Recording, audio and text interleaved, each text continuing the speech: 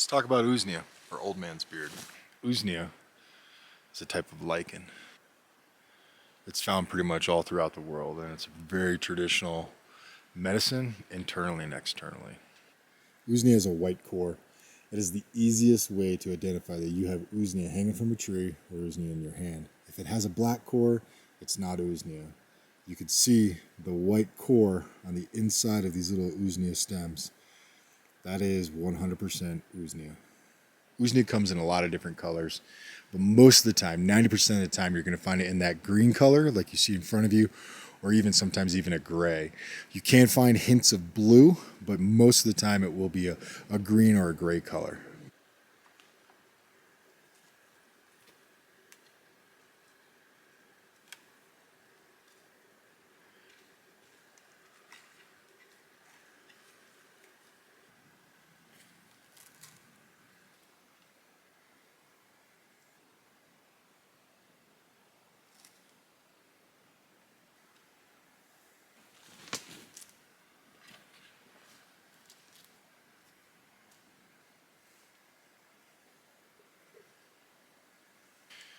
Harvesting Usnea is not difficult, as you can see.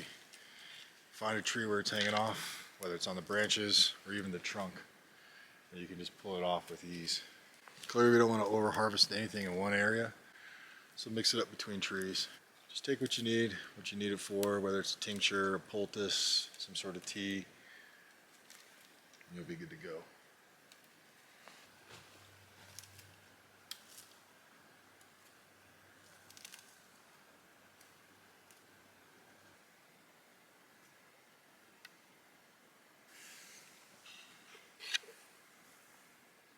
Process Usnea, it's real simple. You really just want to break away the green from the wood. You'll find that there's some woody pieces that the Usnea is actually grown off of. You just want to break those away and reduce as much as you can. It takes a little bit of time, but if you're going to work this into a poultice or any sort of tea, you just want to make sure as much of that wood is removed. And we're not talking large quantities. We're just talking small little pieces like this. Pull it out. Get little brown pieces of wood that are connecting to it. The Usnea will find a way to grow around it, through it, over it, and under it.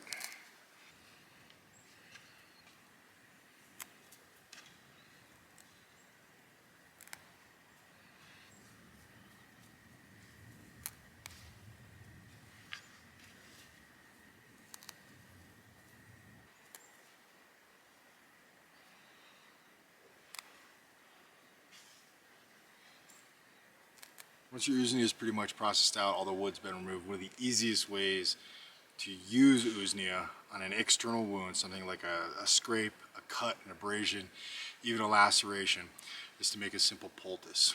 With the poultice, you need a form of water and you need some Usnea. And when it comes to creating it, you have to go with the severity of the wound. If you have an open wound, I do not recommend sticking Usnea on it. You still need to protect that wound, make sure the wound is clean. This is going to help prevent infection. Put it in the water, let it soak. Break it up as much as you can, but you don't want it to be so there's little pieces floating around. You still want it to hold its original form, but you want to create as much surface area and exposure as possible.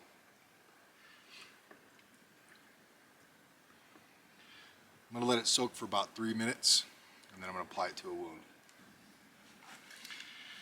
Now for this particular wound, I'm just going to simulate I have a cut right here. It's not too deep.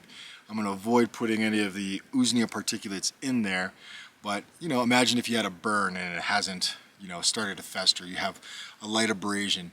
You want to avoid the particulates in the flesh because that can definitely exacerbate some sort of form of infection. So with some sort of bandana, clean cloth, something in that capacity, I'm going to take my Usnea and I'm going to place it kind of right on the inside of that fold, and I'm going to fold this over. Reason being is I want to avoid this getting into my cut, but I still want the moisture from it to potentially help with that infection.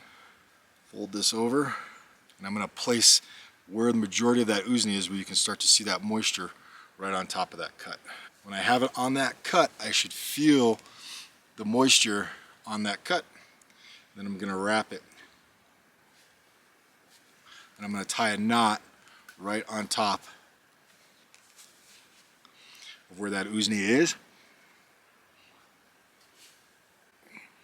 really allowing it to penetrate into that wound, preventing infection, and still keeping it clean from any form of particulates getting into it. I definitely recommend changing out the Usnea as well as the bandage every couple hours, especially if you really want to avoid some sort of severe infection. Clean bandages as well as new Usnea is really going to help and prevent that infection from spreading. Now, along with preventing the spread of infections on minor, cuts, scrapes, abrasions, burns, things like that, the water after soaking for a period of time. So let's say you've let this Usnea soak for a couple minutes and you've worked it into a cup or a bowl, and you're kind of breaking it up. This water right here is a great wash, especially for anything, in the groin region, any sort of bacterial sort of growth, especially around the feet, the armpits, even the lower back if you're carrying a pack. This water is a great way to wash out that bacteria and really prevent it from spreading to the rest of the body. Usnea even has the ability to reduce pain.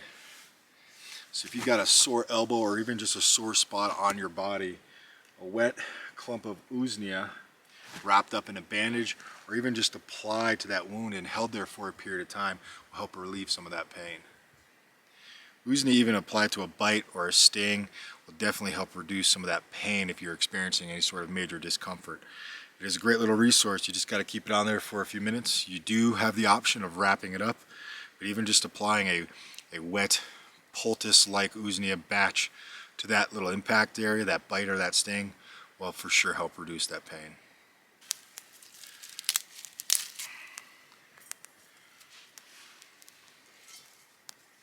To make an Usnea tea for those internal uses, something like GI issues, urinary tract infections, mucus buildup, any sort of thing that's giving you internal issues, pain specifically in the stomach and intestines, Usnea tea is really going to help. Heat up about 8 ounces of water, get about a golf ball size amount of Usnea in a cup, pour it over. You let it steep for about 3 minutes and you're good to go.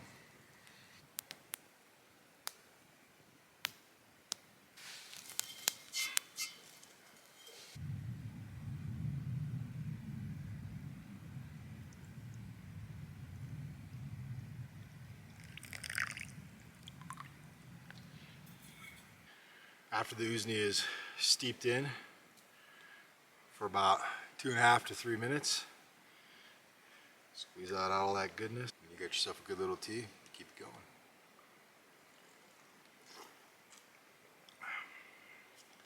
Now it's important to note, Usnea does not taste good. It's very bitter, has a very unique taste, but if you're at home, let's say you've collected up some Usnea and you're gonna make yourself some teas, add a little honey, add a little lemon, zhuzh up the taste if you will, and your Usnea tea will be all right.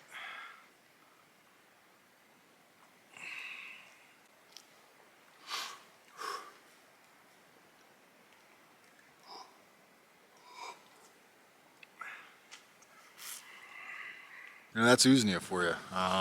Internal, external uses. Again, external, definitely for that wound care, helps prevent infection. It will definitely help relieve some of the pain that you might be feeling from a sting or a bite, or maybe some sort of bacterial growth on the skin, like jock itch, or even some sort of foot fungus growing along the way. It also holds its properties internally. It really impacts the GI system. If you got anything growing in there, you're just not feeling well, a little spot of Usnea tea is going to hurt you. Internally, Usnea is really going to help with some of those GI issues. I find it to be something I seek out if I'm having an upset stomach or I believe I've eaten something that could have been spoiled. I find it to be really best suited for that cold and kind of flu season. I work it into a lot of tinctures, but it's definitely a great resource to know in the backcountry. It's super easy to identify.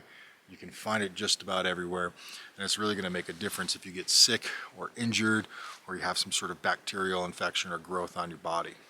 That's it in a nutshell. Usnea, old man's beard. Not this old man's beard, but old man's beard. All right, thanks for watching.